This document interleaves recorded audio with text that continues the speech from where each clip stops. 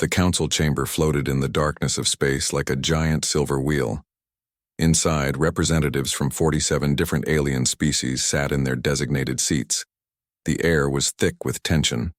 Translator devices hummed softly as they converted thousands of different languages into understanding. Counselor Vrethikar stood at the center podium. His four arms moved gracefully as he spoke. His blue skin reflected the lights from above. He had served the Galactic Council for 60 years. In all that time, he had never seen a species refuse their authority. "We gather today for an emergency session," Vrethikar announced. His voice carried weight and authority. "The species known as humans have violated 17 different galactic laws. They have expanded into 12 disputed sectors without permission. They mine resources in protected nebulas. They build military stations in neutral zones." Around the chamber, alien heads nodded. Some species had scales, others had fur or feathers. A few were just floating clouds of gas in containment fields. But they all agreed on one thing: the humans were a problem. "For 10,000 years this council has maintained peace," Vrethikar continued. "Every species, when they reach the stars, learns to follow our rules. Every species understands that cooperation is better than conflict. Every species. Except humans." High Admiral Kessethan clicked his mandibles together. The insect-like warrior was old by any standard. He had fought in 3 major wars. All of them had ended quickly. Most species surrendered when they saw the Council's fleets. The smart ones negotiated before any shots were fired. "They are young," Kessethan said. His voice sounded like rocks grinding together. "They have only been in space for 200 years. They do not understand power. We will teach them." In the back of the chamber, Director Sarah Chen sat quietly. She was the human ambassador to the Council. She had been listening to accusations for 5 hours now. Her face showed nothing. No anger, no fear, no emotion at all. Chen was 53 years old. She had served in Earth's diplomatic corps for 25 years. Before that, she had been a soldier. She understood how power really worked. The aliens talked about laws and rules, but she knew the truth. Power came from the willingness to use force. "The human ambassador will now respond to these charges," Vrethikar said. He gestured toward Chen with one of his 4 hands. Chen stood up slowly. She walked to the podium with measured steps. Her simple black suit looked plain compared to the elaborate robes and armor of the other delegates. She looked small and fragile next to beings that were twice her size. The chamber fell silent. Everyone waited to hear what excuses the humans would make. Would they beg for mercy? Would they promise to follow the rules? Would they negotiate like civilized beings? Chen reached the podium. She looked around the chamber. Her eyes met those of dozens of alien species. Some looked at her with pity, others with contempt, a few with curiosity. She spoke one word: "No." Then she turned and walked toward the exit. For a moment, nobody moved. The translator devices had clearly malfunctioned. The human couldn't have just said no. That made no sense. Vrethikar's skin turned a darker shade of blue. It was a sign of confusion among his species. "Ambassador Chen, you must respond to these charges properly. We have issued an ultimatum. You have 30 cycles to cease all illegal operations and submit to Council authority. If you refuse, we will take corrective action." Chen stopped at the doorway. She looked back over her shoulder. "I heard your ultimatum," she said calmly, "and I gave you my answer. No, we will not cease our operations. We will not submit to your authority. Do whatever you think you need to do." She left the chamber. The door closed behind her with a soft hiss. The silence lasted for 10 full seconds. Then the chamber exploded into noise. Dozens of species all tried to talk at once. The translator devices struggled to keep up. "This is unacceptable," shouted one delegate. "They cannot simply refuse," cried another. "What arrogance," hissed a third. Vrethikar raised all 4 of his arms. Slowly, the chamber quieted down. His face showed concern now. In 10,000 years of recorded history, no species had ever simply walked away from a council ultimatum. "High Admiral, Vrethkar said quietly. What do we know about human military capabilities? Kessethin pulled up a holographic display. Numbers and images appeared in the air. Ships, weapons, troop counts. They are primitive, the Admiral said with confidence. They have approximately 1,500 ships. Most use simple fusion drives. Their weapons are mostly kinetic. Metal projectiles fired at high speed. Very basic. Very outdated. And our forces? Vrethkar asked. The Council maintains over 30,000 ships, Kessethin replied. We have energy weapons, quantum shields, and faster-than-light capabilities that far exceed theirs. A single Council dreadnought could destroy 10 human ships without taking damage. Another delegate spoke up. This one looked like a floating jellyfish made of light. Then the solution is simple. We send a fleet. We destroy a few of their colonies. They will surrender immediately. All species do. Many other delegates made sounds of agreement. Their translators converted these into words like yes and agreed and of course. But Vrethkar felt uneasy. Something was wrong. He had studied humans for 3 years. They were strange. Their psychology did not match other species. They had spent most of their history fighting each other. Their planet had seen countless wars. Even now, they still had weapons capable of destroying their own world.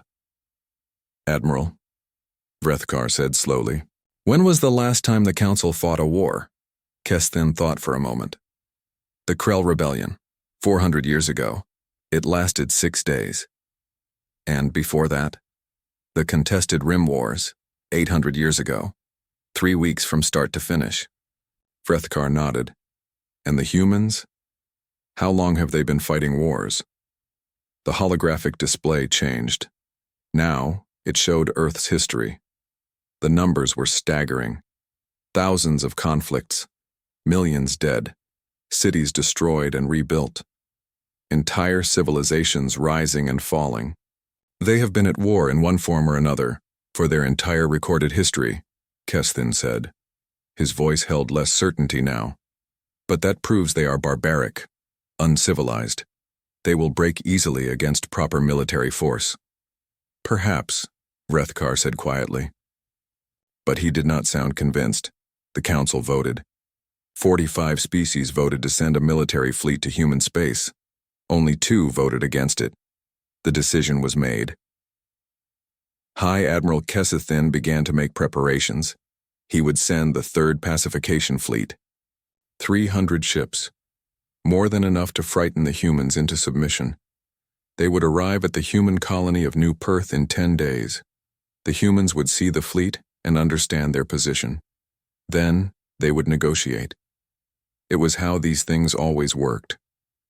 Meanwhile, Director Chen returned to her ship. It was a small vessel, barely armed.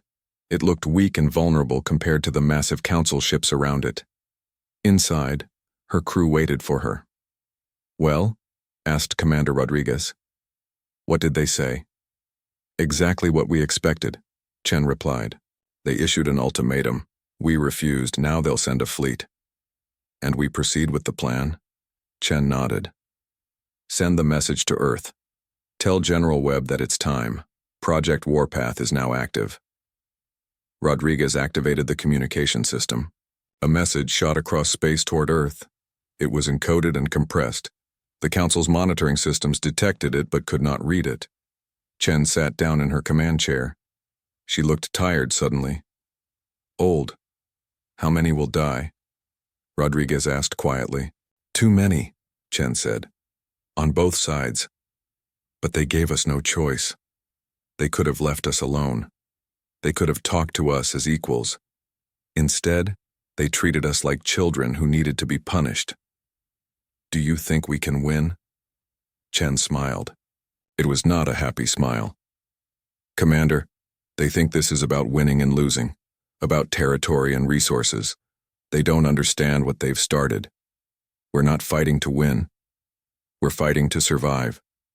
And humans who fight for survival don't follow anyone's rules. The ship turned away from the Council station. Its engines fired. It began the long journey back to human space. Behind it, the Galactic Council prepared for war. They thought it would be quick and easy. They thought the humans would surrender after one battle. They were wrong. The Third Pacification Fleet moved through space like a swarm of metal locusts. 300 ships of various sizes formed a precise formation. At the center, the dreadnought Eternal Glory stretched 2 kilometers from bow to stern. High Admiral Kessethin stood on its bridge watching the displays. "Time to arrival at New Perth?" he asked. "4 hours, Admiral," replied his tactical officer. She was a Velen with smooth purple skin and large eyes. "The human colony should be visible on long-range sensors within the hour." Kessethin clicked his mandibles with satisfaction. New Perth was a farming colony. 20,000 humans lived there. They grew crops in massive dome structures. The colony had no military value. That was exactly the point. The Council had used this strategy for thousands of years. You showed up with overwhelming force at an undefended target. The enemy saw that resistance was futile. They surrendered. Sometimes you did not even need to fire a shot. "Have the humans responded to our presence?" Kessethin asked. "No, Admiral. Our long-range communications have received no signals from New Perth.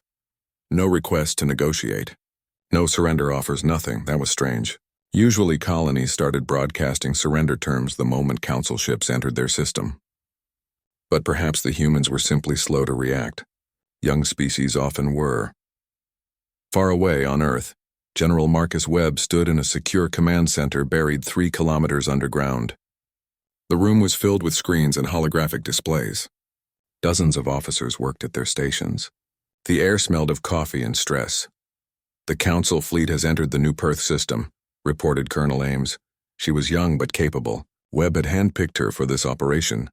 "Have they detected our platforms?" Webb asked. "No, sir. The platforms are running silent.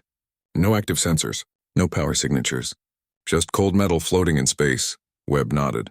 He was 68 years old. He had gray hair and scars from 3 different wars. All of them had been against other humans. Now he was fighting aliens. The strategies were different, but the principles remained the same. "What about the colonists?" he asked. "Evacuated 2 days ago, as ordered. New Perth is completely empty. We left the lights on and the farms running on automatic. From orbit, it should look normal." Webb walked to a large display showing the New Perth system. Red dots marked the Council ships. Blue dots marked the human weapons platforms. There were 3,000 of them. Each one was a converted mining drone or old satellite. They carried no fancy technology, just simple kinetic weapons, metal slugs that could be accelerated to a fraction of light speed. "The Council thinks in terms of honor and fair fights," Webb said to the room. "They expect us to meet them with our fleet, to engage in proper naval combat. They expect rules and protocols." He paused. "We're going to educate them." Back in the New Perth system, the Council fleet moved into orbit around the colony world. Kessethin examined the surface. He could see the domes clearly. Lights were on. "Agricultural equipment moved through the fields. It appears normal," his tactical officer said. "But I'm not detecting any communications. No civilian traffic." "No," she stopped. Her eyes went wide. "Admiral, I'm detecting multiple power signatures. Hundreds of them. They're all around us." The weapons platforms activated simultaneously. They had been floating dormant, indistinguishable from space debris. Now they came alive. Targeting systems locked on. Weapons charged. Kessethin barely had time to shout an order before the firing began. The platforms used simple railguns. Each one fired a solid metal slug weighing 50 kilograms. The slugs moved at tremendous speed. When they hit a ship, they punched straight through the hull. They didn't explode. They didn't need to. The kinetic energy alone was devastating. The Council ships had shields. But the shields were designed for energy weapons. Lasers and plasma beams. The shields slowed the metal slugs down, but they didn't stop them. The first wave of fire killed 17 ships in 30 seconds. The vessels simply came apart. Metal twisted and tore. Atmosphere vented into space. Crew members died instantly. Kessethin grabbed his command chair as the Eternal Glory shook. "Return fire.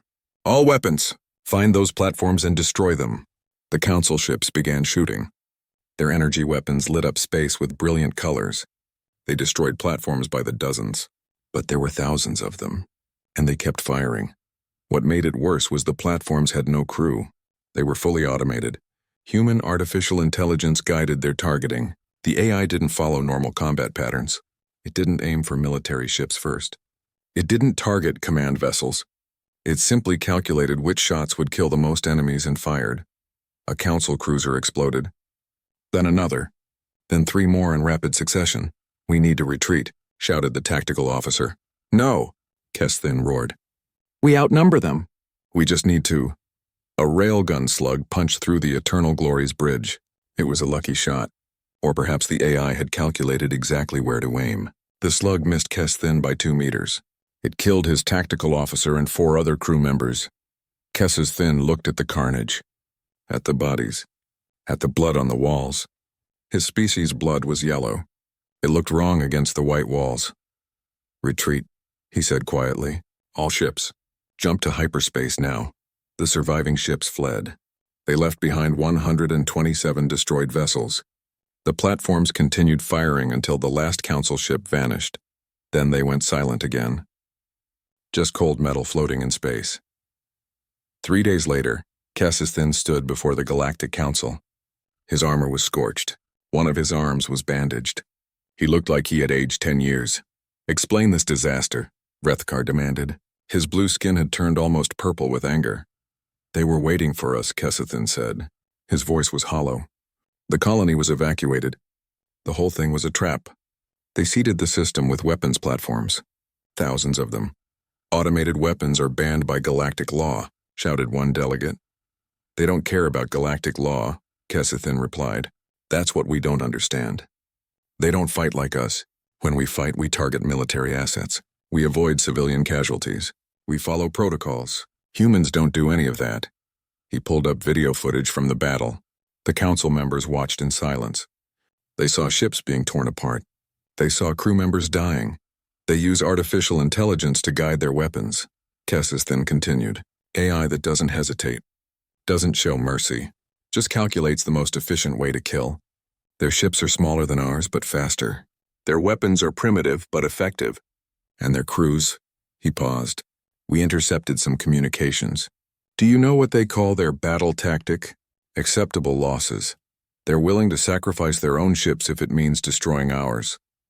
Vrethkar felt cold. "Suicide tactics?" "Not exactly. But close. They calculate risks differently than we do. A council captain will retreat if his ship takes 30% damage. That's standard protocol. Human ships keep fighting until they're completely destroyed. We recovered data from one of their damaged platforms. It showed a human ship with 70% of its hull breached, life support failing.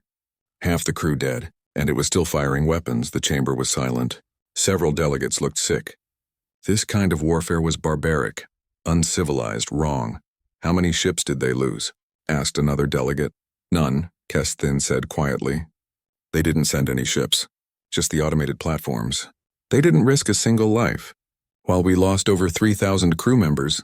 "This is unacceptable," Vrethkar said, but his voice lacked its usual confidence. "We will assemble a proper war fleet. Not a pacification force," a real military response. 5,000 ships, 10,000, however many it takes, Counselor," Kesthin said carefully. "I don't think you understand. This wasn't a battle. It was an ambush. But the way they don't fight to win territory. They don't fight to capture resources. They fight to kill. Only to kill. Every weapon they design has one purpose: maximum lethality.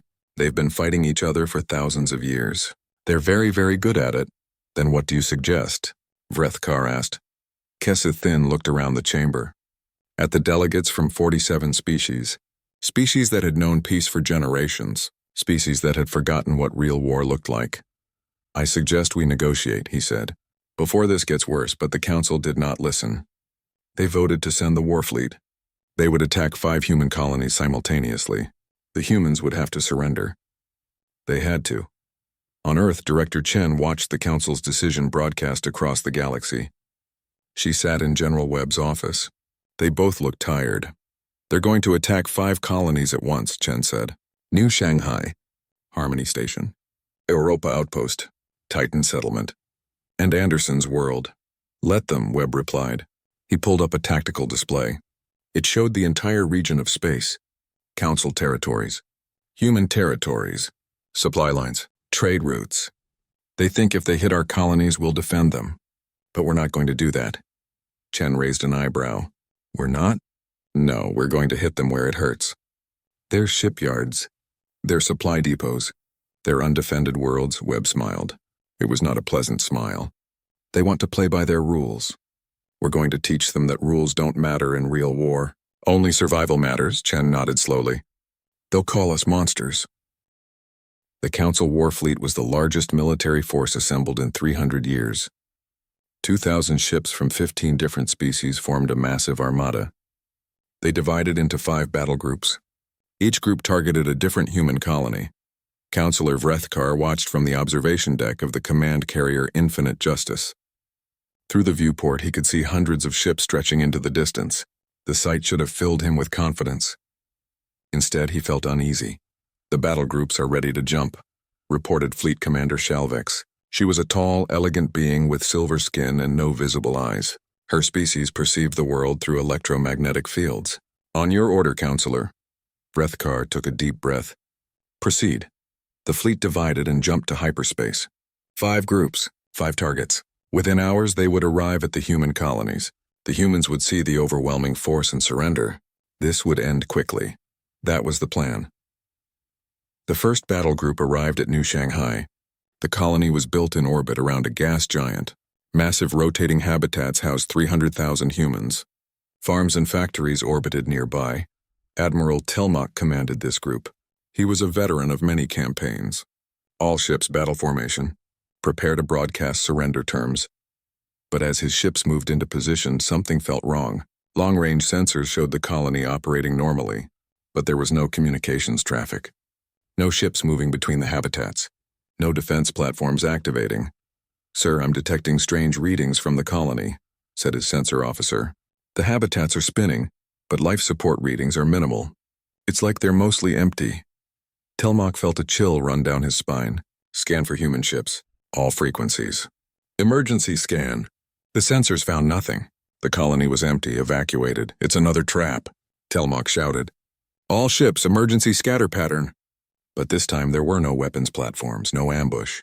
The colony was simply empty. The same scene repeated at all 5 target sites. Harmony Station was abandoned. Europa Outpost was deserted. Titan settlement had been evacuated. Anderson's world showed no signs of civilian life. The humans had pulled their people out, left behind empty buildings and automated systems. The Council fleet had traveled all this way to attack ghosts. Vrethkar received the reports with growing horror. They evacuated entire colonies? Hundreds of thousands of people? Where did they go? Unknown, Counselor, Shalvex replied. But we're receiving new reports. Multiple human ships have been detected deep in Council space. They're attacking our facilities. A holographic map appeared. Red markers showed human strikes across 6 different systems.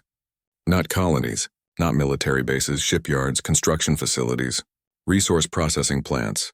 The first shipyard to fall was Telos Station. It orbited a dwarf planet in the Velkar system. The station built frigates and destroyers for the Council Navy. It had a small defense force, 50 ships, more than enough to protect against pirates or raiders. The human strike force consisted of 30 ships. They were small, fast. They appeared from hyperspace already firing. Station Commander Jextal barely had time to sound the alarm. The human ships didn't slow down. They didn't form up for a proper engagement. They just attacked. The human vessels used a weapon the Council had never seen before. They accelerated small missiles to near light speed using powerful magnetic fields. Then they released the missiles and let physics do the rest. Each missile hit with the force of a nuclear weapon. The station's shields held against the first wave. But the second wave came immediately after. Then the third. The humans fired everything they had. They didn't try to conserve ammunition or maintain defensive positions. One human ship took heavy fire. Its engines exploded. The crew had seconds to live, but instead of trying to escape, they aimed their dying ship at the station and accelerated. The ship, still carrying dozens of armed missiles, hit the station like a hammer. The explosion tore through 3 sections of the shipyard. 2,000 workers died instantly. The construction berths were destroyed. It would take years to rebuild. The human ships didn't stay to celebrate. They jumped back to hyperspace immediately. The entire attack lasted 11 minutes. The pattern repeated across Council space. Human strike forces hit shipyards at Velros Prime, at the Kessian yards, at the Tralvor construction facilities. Each attack was brutal and efficient. The humans didn't try to capture anything. They just destroyed and left. Within 24 hours, 3 major shipyards had been completely destroyed. 4 more were heavily damaged. The Council's ability to build new ships had been cut in half, and the attacks continued. On the 5th day, Vrethkar received a communication. It came on an open channel. Every ship, every station, every world in Council space received it simultaneously. Director Chen's face appeared on screens across the galaxy. She looked tired but determined. "Members of the Galactic Council," she began, "you issued us an ultimatum. We refused. You sent a fleet to attack our colonies. We evacuated them. You thought you could frighten us by threatening our civilians." She paused. Her expression hardened. "Let me be very clear. You do not frighten us. You attacked our colonies, so we attacked your infrastructure. For every shipyard you have, we know its location. We know its defenses. We can destroy them all." Another pause. Behind her, officers moved urgently. The image showed part of a military command center. "You thought this would be like your other wars, quick, clean, honorable. You thought we would surrender after one loss. You were wrong. We don't surrender. We don't negotiate under threat. And we don't follow your rules." Chen's voice grew colder. "We can rebuild colonies. They're just buildings and equipment. Can you rebuild your civilization's industrial base? Can you replace the shipyards that took decades to construct? Can you protect every facility in Council space simultaneously?" The transmission showed a tactical display.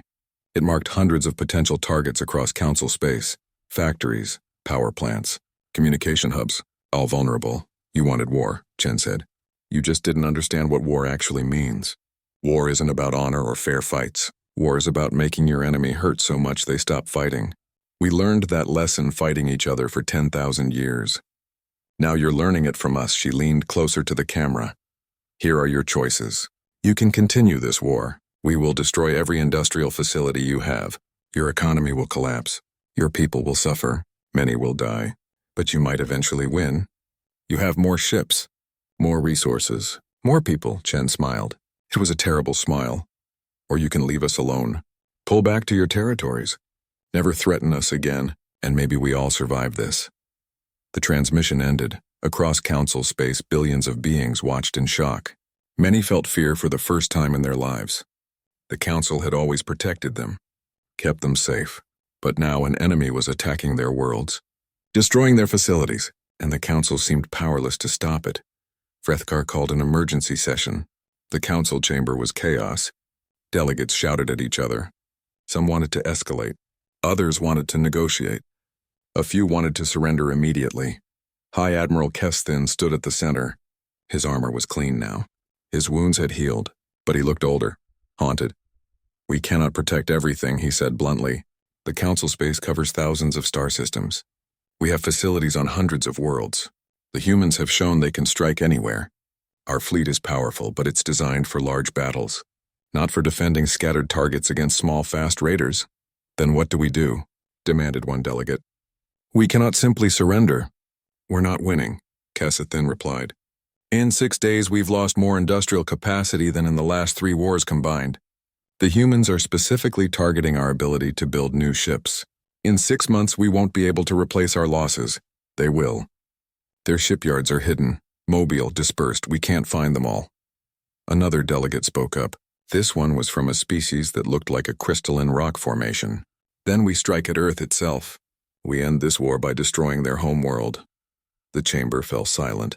Several delegates looked shocked. A few looked thoughtful. Vrethkar felt sick. "That would be genocide. We would be killing billions of civilians. The Council has never done such a thing."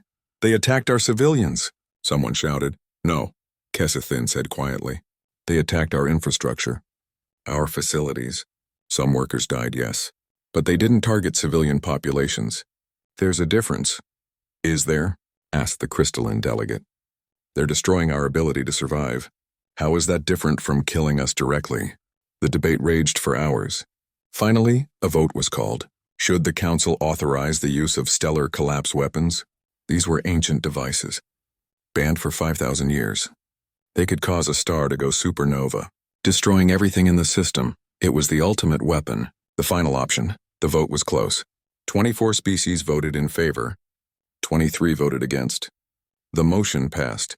Vrethkar watched the vote tally with despair. What have we become? He whispered. Plans were made. The weapon would take time to prepare, time to move into position, but in 2 weeks they could deploy it to the solar system, to Earth. 1 week later, everything changed. Human intelligence intercepted the plan.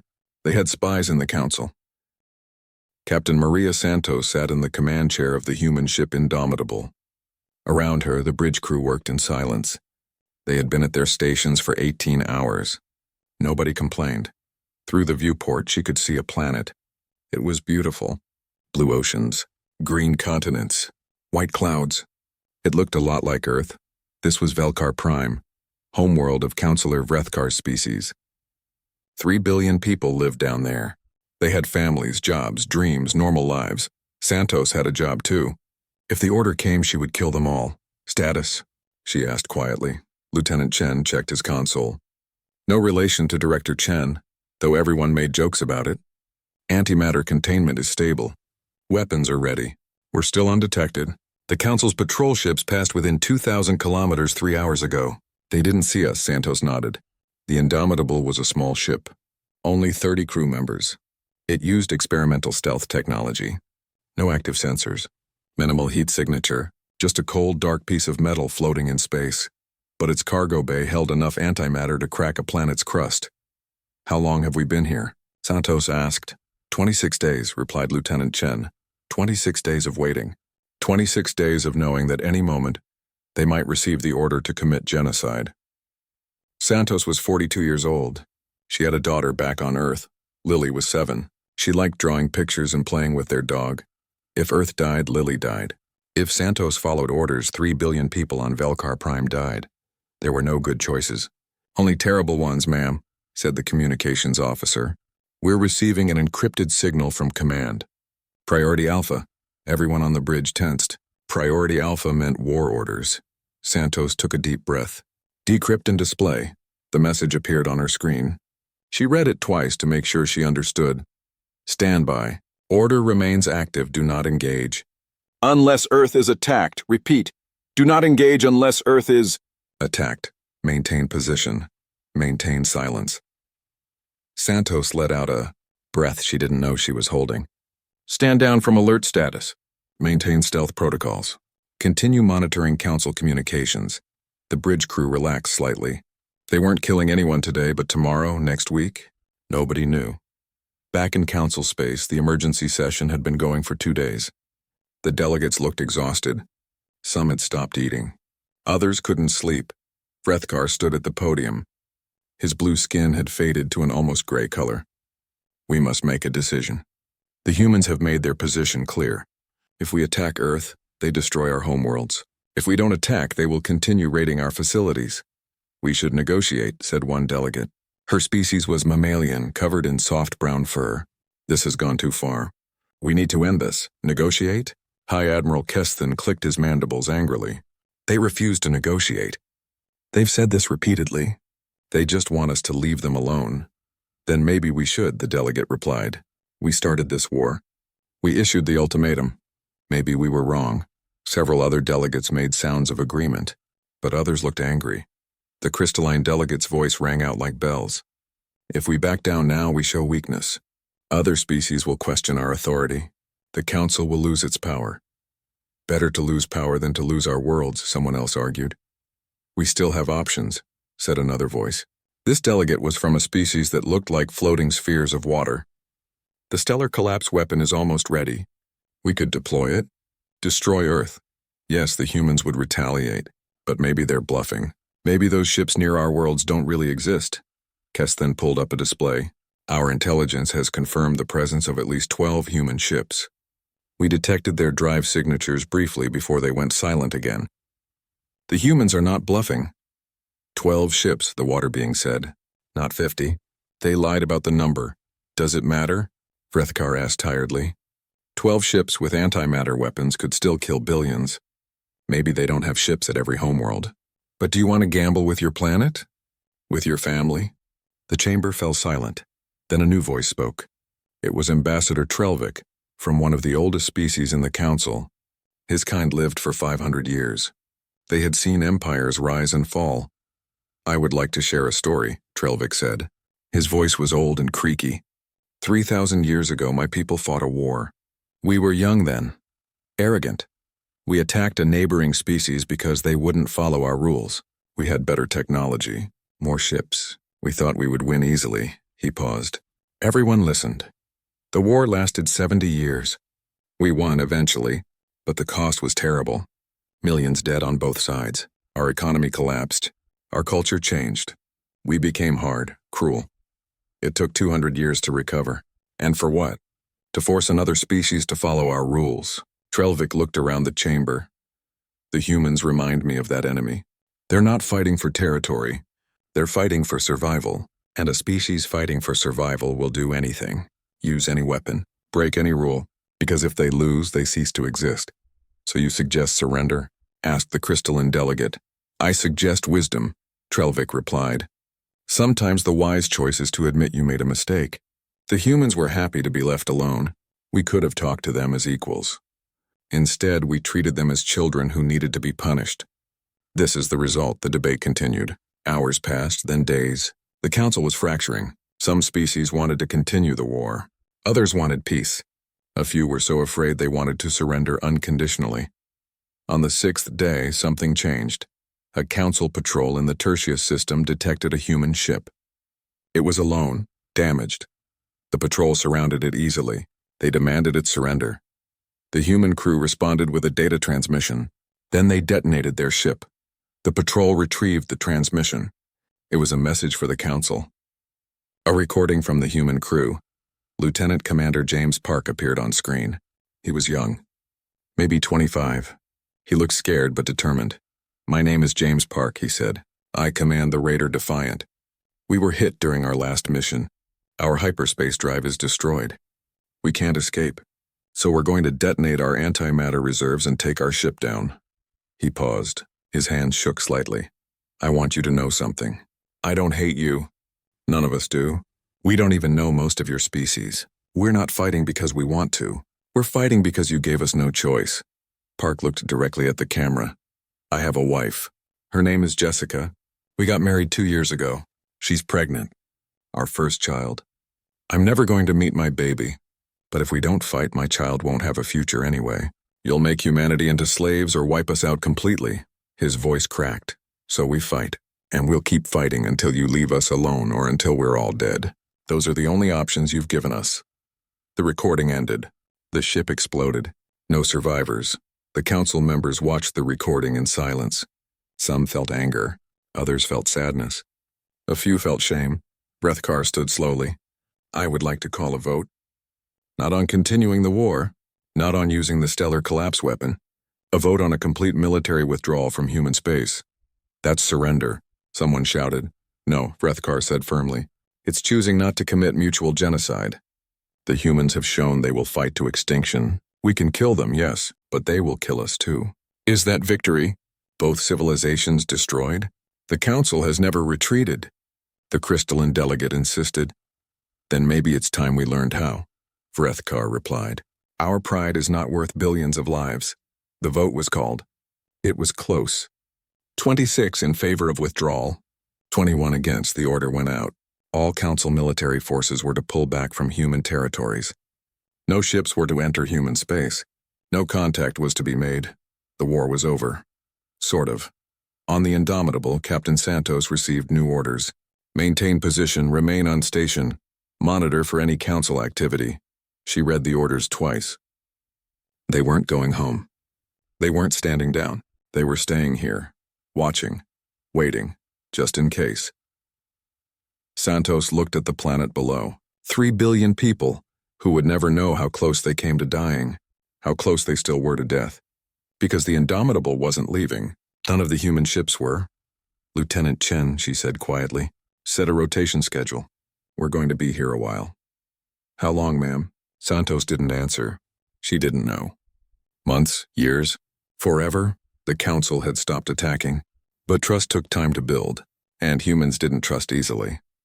On Earth, General Webb watched reports coming in from across human space. The council fleet was withdrawing. They were really doing it, we won, said Colonel Ames.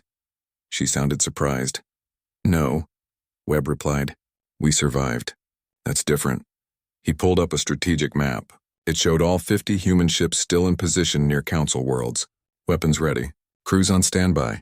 Send orders to all ships. Maintain current positions until further notice. No one comes home until we're sure this is real. Sir, some of those crews have been out there for almost 2 months. They need rest, resupply. I know, Webb said tiredly. But if we pull back now, the Council might see it as weakness. Might decide to attack again. So we wait, we watch. And we stay ready. Ames nodded slowly. For how long? Webb looked at the map. At the 50 ships. At the thousands of young men and women sitting in the dark. 6 months had passed since the war ended. The galaxy was different now. Changed in ways that nobody had predicted. The Galactic Council still met in their great chamber. But now there were empty seats. 7 species had withdrawn their membership. They said they no longer trusted the Council's judgment. 3 more were considering leaving. Councillor Vrethkar stood at his usual position. But he was no longer the chief diplomat. That honor had been stripped from him after the vote to withdraw. Now he was just another delegate. His voice carried less weight. He didn't mind. He had helped prevent genocide. That was enough. The current speaker was addressing the chamber. We must discuss the human situation. They have established what they call an exclusion zone. 50 light years around their territory. Any council ship that enters is destroyed without warning. This is unacceptable. Unacceptable? Vrethkar stood up without being called. It was rude. He didn't care. They told us their terms. We agreed by withdrawing our forces. Now you want to complain that they enforce those terms? They're restricting free travel through space. The speaker argued. It's their space now, Vrethkar replied. We lost any claim to it when we lost the war. We didn't lose. We chose to withdraw. Vrethkar smiled sadly. If that helps you sleep at night, believe it. But the humans beat us. They didn't do it with superior numbers or better technology. They did it by being willing to die. By being willing to kill. By being willing to do things we couldn't imagine. High Admiral Kesthin spoke from his seat. He looked older now. Tired. Councillor Vrethkar is correct. We lost. I've been studying human history. Do you know what they call a victory where both sides are destroyed? They don't have a word for it. Because they don't consider that a victory. They would rather everyone die than surrender. The chamber was quiet.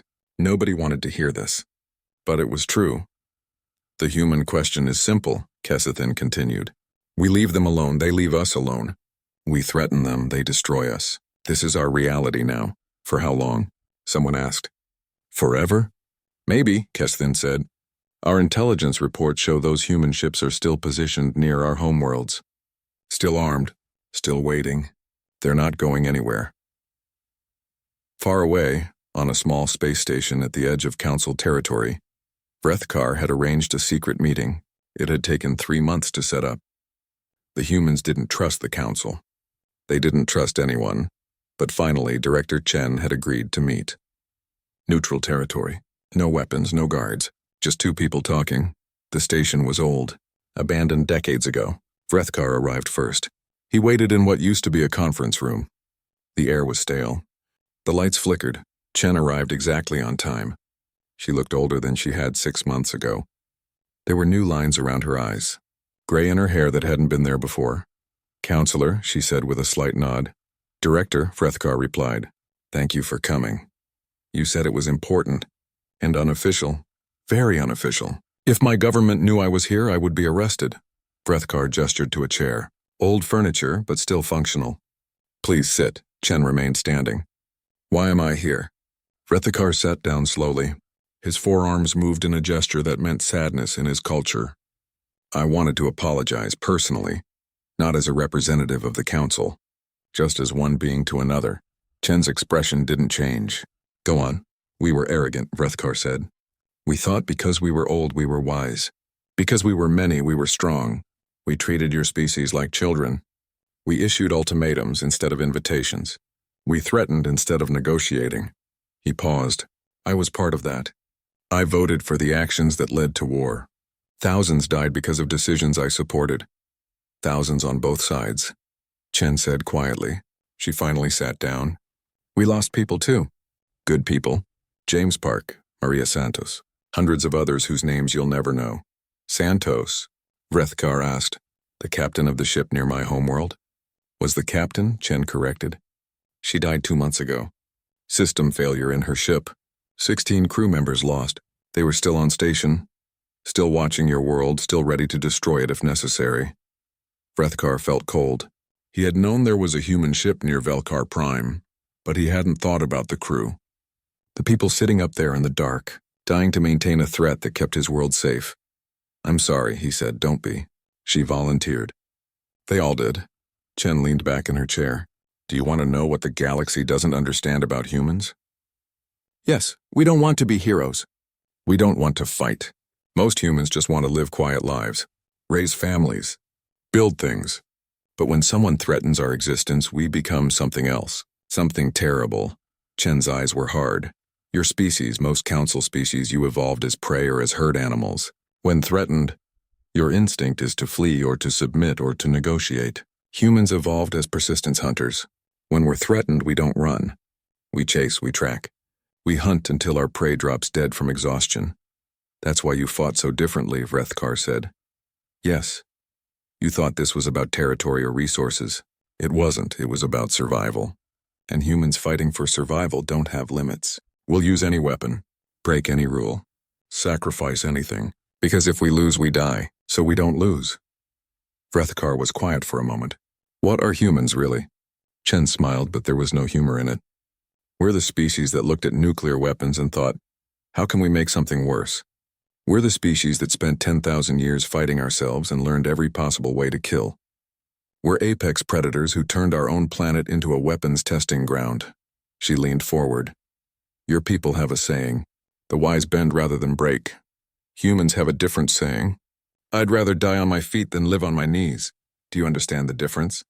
You choose death over submission, every single time. And we'll take you with us. Vrethkar nodded slowly. The council made a terrible mistake. Yes, you did. Can we ever fix it? Can there ever be peace between our peoples? Chen was quiet for a long time. Maybe in 100 years. Or 1,000. When the memory of this war fades. When new generations are born who don't remember the fear. But not now. Not soon. What do humans want? To be left alone. That's all we ever wanted. We would have been happy to trade with you. To share knowledge. To be part of the galactic community. But as equals, not as subjects. The council doesn't do equals, Vrethkar said bitterly. We're too used to being in charge. Then you've learned an expensive lesson. Vrethkar stood up. His legs felt weak. Those ships near our homeworlds. Will they ever leave? When we trust you. When we're certain you won't attack again. When enough time has passed that we believe you've changed. Chen stood as well. Could be decades. Could be centuries. Could be never. Living under a constant threat of annihilation. Now you know how we felt when you issued your ultimatum. Vrethkar had no answer to that. The truth hurt. His species had 3 billion people living normal lives, never knowing there was a ship in orbit ready to kill them all. Just like Earth had lived under that same threat 6 months ago. Is there anything I can do? Vrethkar asked. Personally? Chen considered. Tell the truth. When the council tries to rewrite history, when they try to pretend they were the victims, tell them what really happened. Tell them we just wanted to be left alone. I will. I promise. They stood there in the old station, 2 people from different worlds. Both tired. Both carrying too much weight. I should go, Chen said. If anyone finds out about this meeting, it could cause problems. For both of us, Vrethkar agreed. Chen walked to the door. Then she stopped and looked back. Counselor? For what it's worth, I believe your apology is genuine. You seem like a good person, but good people can still make terrible choices when they're certain they're right. That's what frightens me most, Vrethkar replied. The council was so sure, so certain we were correct. And we were completely wrong, Chen nodded once. Then she left. Vrethkar stood alone in the empty room. Through the window he could see stars. Thousands of them. So much space. So many worlds. And somewhere out there human ships waited in the dark. He thought about his homeworld. About his family. His children. They were safe only because humans chose not to kill them. Every day humans made that choice. Every day some human crew sat in a dark ship and didn't push the button. That was power. Real power. Not the kind the council pretended to have with their laws and fleets. The power of restraint, of choosing mercy when you had every reason to choose violence. Maybe humans were monsters. But if so, they were monsters who chose not to kill. That was something. On Earth, General Webb stood in front of a memorial wall. It held the names of every human who died in the war. Thousands of them. Young men and women who would never go home. James Park, Maria Santos, so many others. Was it worth it, sir? Colonel Ames stood beside him. She was younger, still hopeful, still believing in things. We survived, Webb said. Earth is still here. Humanity has a future, so yes, it was worth it. But we're alone now, isolated. The Council will never accept us. Maybe that's for the best. Webb touched one of the names on the wall. A young pilot he'd known, 22 years old, dead in the first battle. The Council wanted us to be part of their empire, to follow their rules, to be less than we are. We said no.